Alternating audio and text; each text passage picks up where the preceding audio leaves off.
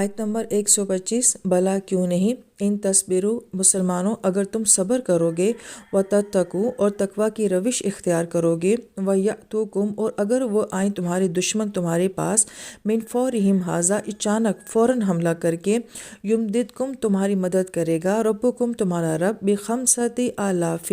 5,000 فرشتوں کے ساتھ، من الملائکۃ فرشتوں کے ساتھ، مصومین جو کہ نشان زدہ گھوڑوں پر آئیں گے۔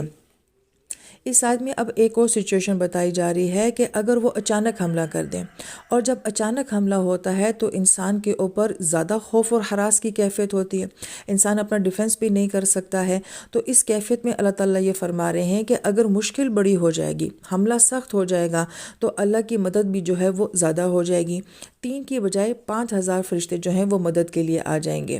اور پھر یہاں پہ مصومین کا لفظ استعمال کیا گیا جو کہ وسم سے ہے، اور وسم جو ہے وہ اسم سے ہے۔ اسم جو ہے وہ نام کو کہا جاتا ہے، اور نام جو ہوتا ہے وہ کسی انسان کی شخصیت کی علامت ہوتی ہے، لہذا کسی انسان کے جسم پہ کوئی خوبصورتی کی علامت ہو جیسے کہ تل وغیرہ، اس کو بھی جو ہے وہ وسم کے ساتھ بیان کیا جاتا ہے۔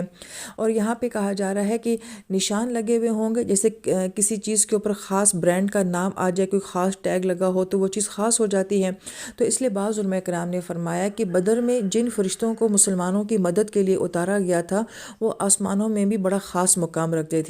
تو یا تو یہ فرشتوں کو کہا گیا کہ وہ خاص قسم کے فرشتے تھے جو آسمان سے نازل ہوئے تھے، یا بھی فرمایا کہ جن گھوڑوں پہ سوار ہو کے وہ آئے تھے وہ گھوڑے نشان والے تھے، انہیں کے بڑے خاص گھوڑے تھے۔